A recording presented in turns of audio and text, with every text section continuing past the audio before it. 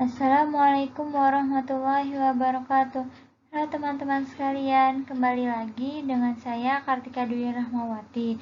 Kali ini saya akan mempresentasikan mengenai beberapa materi terkait dengan laporan akuntansi.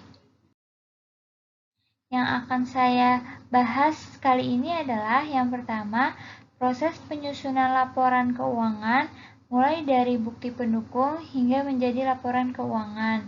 Yang kedua, proses membukukan pembelian mobil second secara cash sejak awal masuk hingga menjadi laporan keuangan.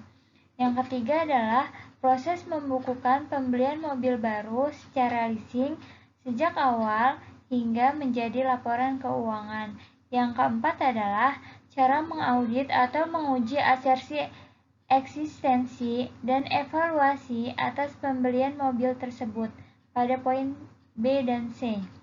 Yang kelima adalah proses membukukan penjualan dari pemesanan hingga membukukan transaksi penjualan tersebut dalam akun piutang di laporan keuangan, contohnya bisnis catering.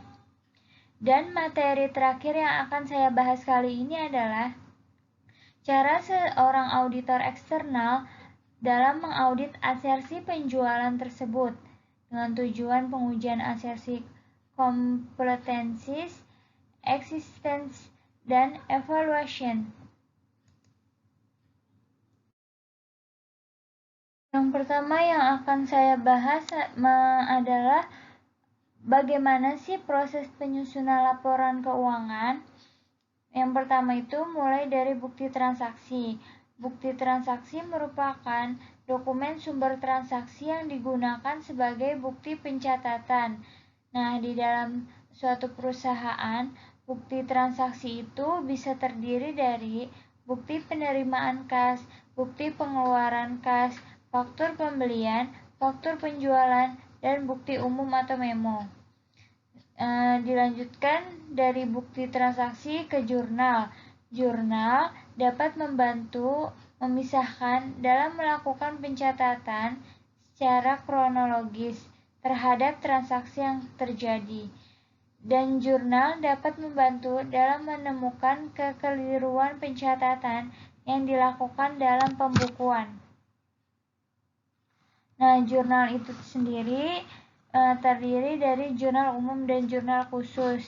Di jurnal itu misalnya seseorang membeli mobil, suatu perusahaan membeli perlengkapan secara tunai. Berarti kan perlengkapannya bertambah dan uang perusahaan itu berkurang. Berarti debitnya perlengkapan, kreditnya adalah cash atau bank.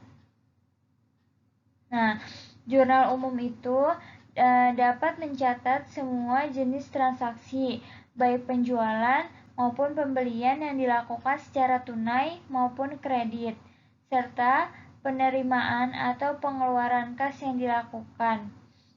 Kalau jurnal khusus itu terdiri dari jurnal pembelian, jurnal penjualan, jurnal penerimaan kas, dan jurnal pengeluaran kas yang memiliki kelebihan yaitu suatu usaha dapat dengan mudah mengetahui secara langsung transaksi yang terjadi pada masing-masing akun karena pada jurnal khusus masing-masing akun telah memiliki kriteria sendiri, misalnya penjualan, piutang dagang, pembelian, utang dagang, serta penambahan atau pengurangan kas yang terjadi.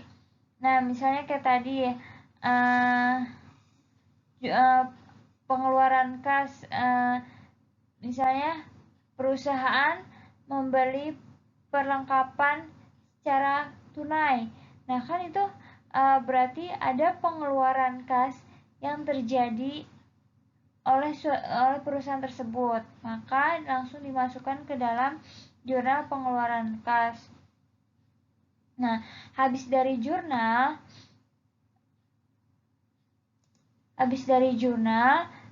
kita ke buku besar. Apa sih itu buku besar? Buku besar dapat mempermudah dalam menghasilkan laporan keuangan yang lengkap. Nah, tahap-tahapnya itu yang pertama, mencatatkan saldo awal dari data neraca. Terus mencatatkan tanggal terjadinya transaksi yang diambil dari keterangan jurnal ke kolom keterangan akun buku besar yang bersangkutan. Selanjutnya, mencatat jumlah debit jurnal kolom debit buku besar akun yang bersangkutan atau sebaliknya. Yang selanjutnya, mencatat nomor halaman jurnal ke kolom referensi akun buku besar yang bersangkutan. Yang berikutnya, jika akun dalam jurnal sudah dibukukan ke dalam akun buku besar, maka kolom referensi jurnal yang dicatat nomor kode akun yang bersangkutan. Lalu, carilah saldo dengan cara membandingkan antara saldo debit dengan kredit transaksi sebelumnya dimasukkan oleh transaksi yang periode yang baru. Yang terakhir adalah buku besar tersebut dibuat untuk masing-masing akun sesuai dengan transaksi yang ada di jurnal.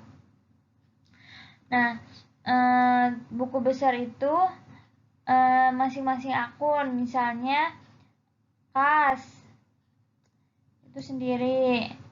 Nah, buku besar itu biasanya saya melakukannya dengan T-account. Kalau cash berarti kan kas bertambah itu ada debit. Kalau kas berkurang berarti di kredit. Nah, untuk memasukkan saldonya itu tinggal dimasukkan berdasarkan si jurnal tadi. Kan jurnal terdapat beberapa, misalnya di dalam jurnal terdapat transaksi yang berhubungan dengan kas. Nah, itu langsung dimasukkan aja. Yang debit itu mana aja, yang kredit itu mana aja. Nanti di total terus hasilnya berapa. Nah, selanjutnya adalah pastikan ini ada selisihnya. Nah, inilah dicari sampai hasilnya sama gitu. Terus ini jangan lupa dicatat sama tanggalnya. Misalnya transaksi debit yang pertama itu tanggal berapa, terus itu selanjutnya sampai akhir gitu. Nah, setelah buku besar, lanjutkan neraca saldo. Neraca saldo berguna untuk mengetahui keseimbangan jumlah debit dan kredit pada akun buku besar. Jika neraca saldo ini tidak dibuat, akan berdampak terjadinya kesalahan dalam memposting ke dalam buku besar tidak dapat diketahui. Nah, jadi neraca saldo ini adalah kumpulan dari beberapa buku besar. Misalnya di dalam buku besar tuh kan ada beberapa akun kayak kas, piutang, habis itu ada peralatan, ada perlengkapan, ya kan, dan lain sebagainya.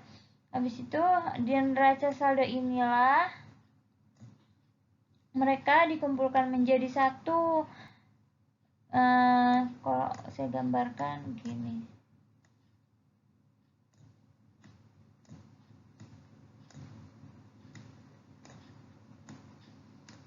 Nah, ini kolom debit, ini kolom kredit.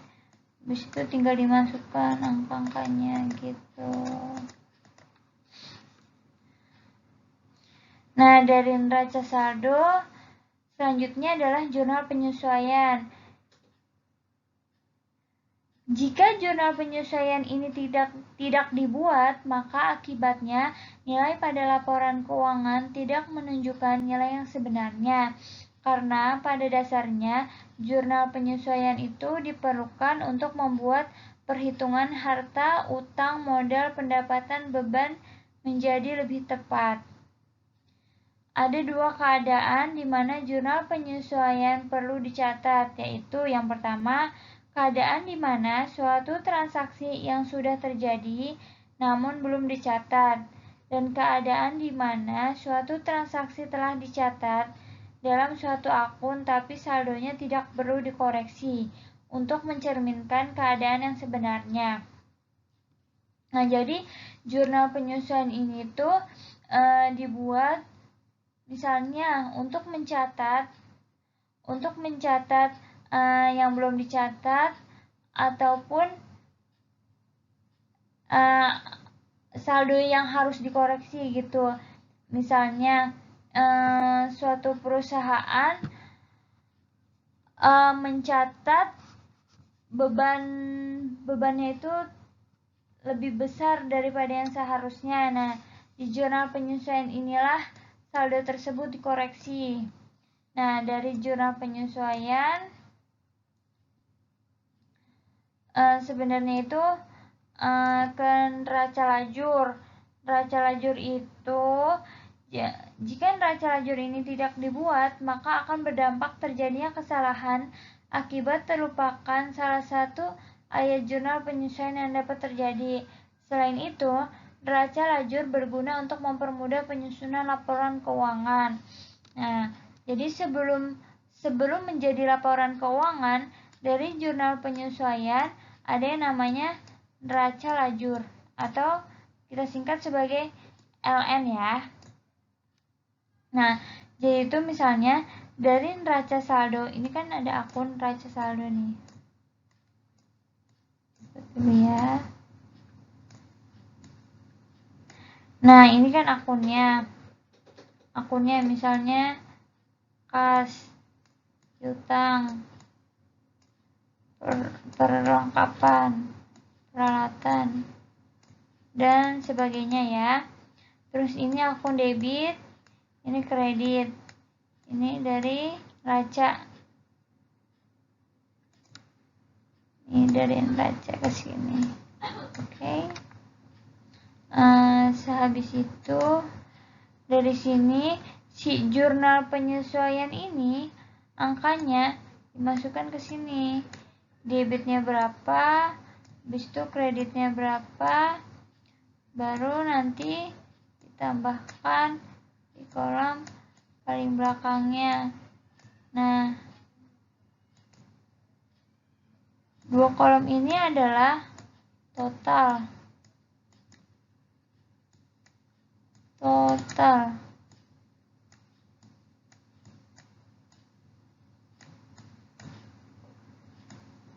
Nah, dua kolom ini adalah total dari nilai si neraca saldo, yaitu maksudnya debit kreditnya, sama nilai dari jurnal penyesuaian debit kreditnya. Ini debit, ini kredit, oke. Nah, sampai sini udah paham. Nah, neraca lajur ini untuk mengetahui totalnya. Nah, dari neraca lajur, barulah suatu perusahaan akan mendapatkan laporan keuangan. Nah, secara umum, laporan keuangan perusahaan itu terdiri dari 4, yaitu neraca, arus kas, habis itu hasil usaha, sama promosi ekonomi. Nah, dari laporan keuangan, barulah suatu perusahaan ke jurnal penutup. Nah, jurnal penutup ini adalah jurnal yang dibuat pada akhir periode akuntansi untuk menutup akun-akun nominal sementara. Akibat penutupan ini, saldo akun tersebut akan menjadi 0 pada awal periode akuntansi. Akun yang ditutup adalah akun nominal dan akun pembantu. Kenapa dibutuhkan jurnal penutup ini? Karena misalnya pada sekarang 2000, misalnya 2021. Nah, pada tahun 2022 nanti ada beberapa akun yang nominalnya menjadi 0. Kenapa? Karena di sini telah ditutup di jurnal penutup gitu.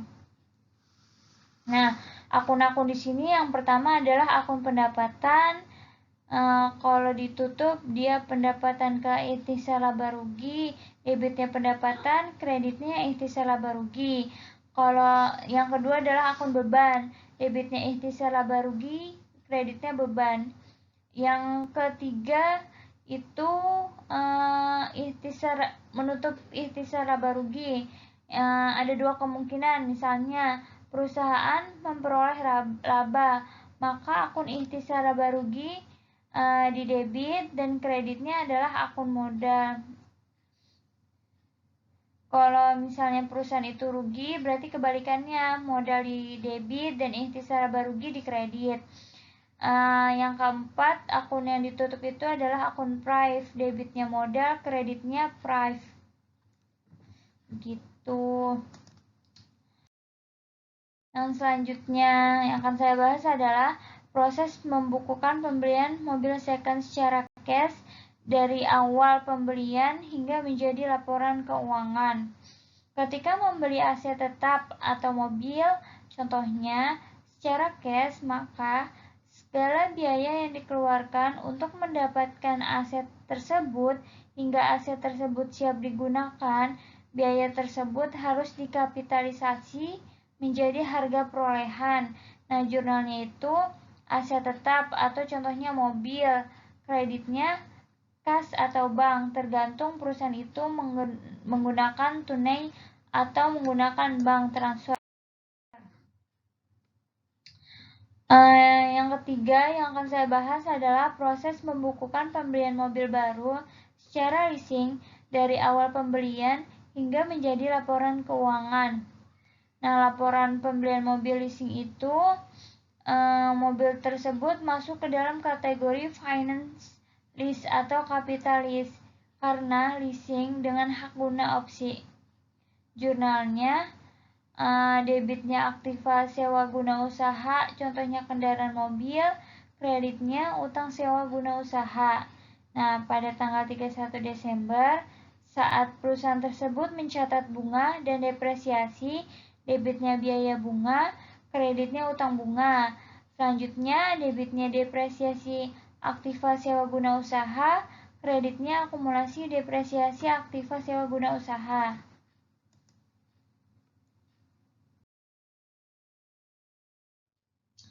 Yang selanjutnya akan saya bahas adalah cara mengaudit atau menguji asersi existence dan valuation atas pembelian mobil tersebut pada poin 2 dan 3. Sebenarnya, asersi existence dan evaluation merupakan sama-sama penambahan aset tetap. Hanya saja yang membuat mereka berbeda itu ada di metode pembeliannya. Begitu. Nah, perbedaan asersi existence dan evaluation. Yang pertama, asersi existence menguji apakah aset tersebut telah dicatat di dalam laporan keuangan dengan tanggal perolehan pada aset tersebut. Misalnya tanggal perolehan pembelian aset tersebut kapan gitu. Yang kedua, apakah aset tersebut benar adanya secara fisik serta adanya kelengkapan dokumen yang menyatakan bahwa aset tersebut benar-benar ada.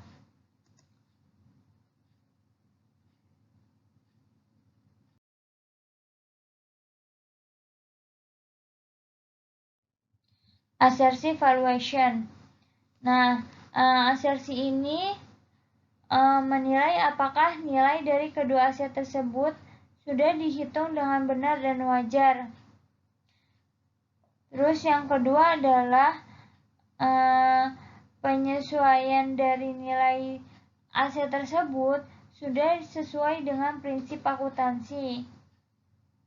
Misalnya, manajemen membuat asersi bahwa piutang usaha yang tercantum di neraca dinyatakan berdasarkan nilai bersih dan dapat direalisasikan.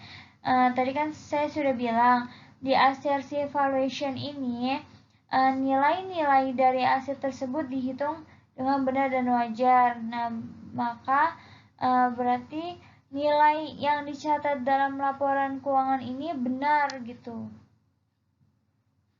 Contoh lainnya adalah perolehan aset tetap dengan pembelian cash sudah dihitung dengan wajar dan sudah sesuai dengan nilai buku atau fair value-nya. Contoh selanjutnya, untuk memperoleh aset secara kredit, periksa angka yang dicatat dalam laporan keuangan dengan lease agreement dan apakah accounting treatment-nya sudah sesuai dengan standar akuntansi leasing. Selanjutnya, contohnya untuk aset yang menggunakan leasing, apakah bunga yang ditetapkan sudah sesuai dengan kontrak yang berlaku dan ketentuan leasing lainnya.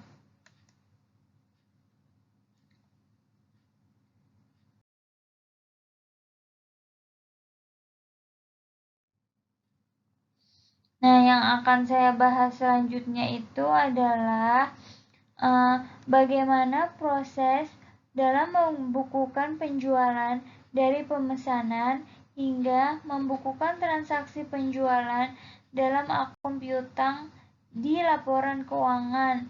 Contohnya adalah bisnis catering.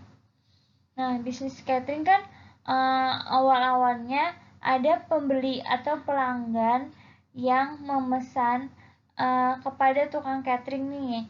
Nah, biasanya pelanggan itu memberikan down payment atau uang muka sebagai tanda pemesanan. Berarti kan jurnal yang dicatat oleh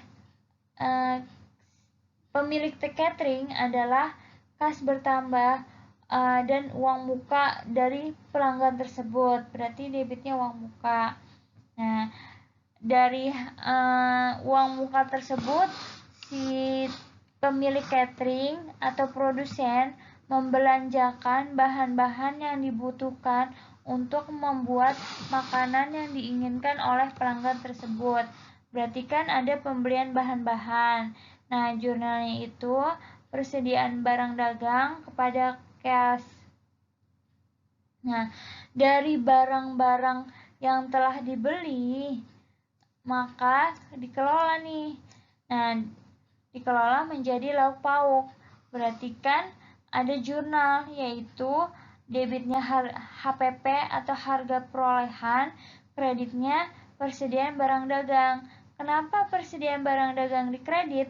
Karena persediaan barang dagang yang telah kita beli telah diolah nih. Berarti kan barang-barangnya udah diolah. Berarti kan udah dipakai gitu istilahnya.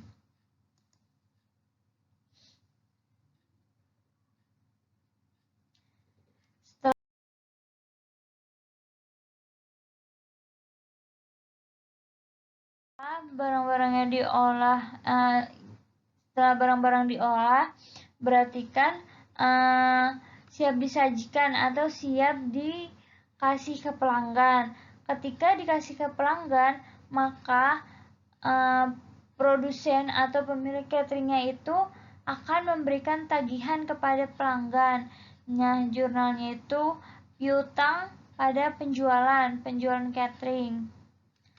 Nah, ketika si pelanggan udah menerima tagihan, maka kan tagihan itu harus dibayar. Nah, jurnalnya ketika si pelanggan membayar tagihannya berarti akan dicatat oleh produsen, yaitu kas atau bank pada piutang si produsennya itu. Tuh. Nah, yang terakhir yang akan saya bahas di sini adalah cara seorang auditor eksternal mengaudit asersi penjualan tersebut. Nah, tujuan pengujian asersi competencies, existence, dan valuation. Yang pertama yang akan saya bahas adalah asersi competencies ya benar. Adalah menguji segala transaksinya sudah diungkapkan dengan jelas. Nih misalnya transaksi penjualan. Transaksi penjualan itu sudah diungkapkan dan dicatat berdasarkan kronologi hingga pembayaran dan penyerahan barang yang terjadi. Berarti kan kalau penjualan dapat dilihat atau dapat diuji dengan cara dilihat dari pembayaran uangnya ya, berarti dari pembayaran dan penyerahan barang yang terjadi. Berarti ketika penjual, berarti seolah-olah saya yang menjual barang kepada customer, berarti dilihat dari barang yang telah saya kirimkan. Berarti ini adalah produsen kirimkan barang kepada si konsumen. Nah, gitu. Nah, asersi kompletenis ini dapat dilakukan juga dengan cara mengecek invoice, sales order, bukti pengiriman barang, purchase order, delivery order, dan tax invoice. Yang kedua, asersi existence, yaitu contohnya menguji bahwa penjualan tersebut benar adanya, mulai dari tanggal penerimaan pesanan dari si customer, terus penyerahan barang dari si vendor kepada customer, adanya invoice dari penjualan tersebut, dan saat pelunasan barang tersebut. Bisa dilihat juga pelunasannya tersebut ke rekening koran. Gitu. Yang terakhir adalah asersi valuation. Nah, asersi ini menguji nilai yang disajikan sudah dihitung dengan wajar dan sudah sesuai dengan harga perjanjian awal. Nah, asersi valuation ini dapat dilakukan juga dengan cara melihat kontrak penjualan, cek di invoice telah sesuai dengan yang dicatatkan di GL atau bukti pendukung lainnya.